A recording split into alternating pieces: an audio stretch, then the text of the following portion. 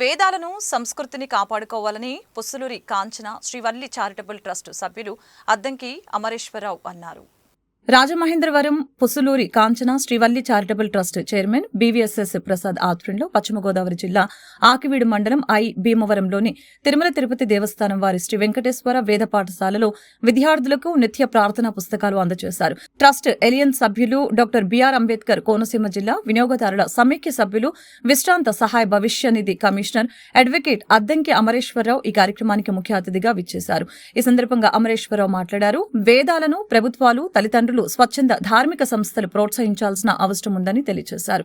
తద్వారా విశ్వ హిందూ సమాజ సంస్కృతి మరింత ప్రకాశింపజేయగలమని తెలిపారు. పుస్సులూరి ట్రస్ట్ గత 12 సంవత్సరాల నుంచి ప్రతిభ కలిగిన దాదాపు 1,00,000 నోట్బుక్స్ పేద విద్యార్థులకు అందించినట్లు తెలిపారు.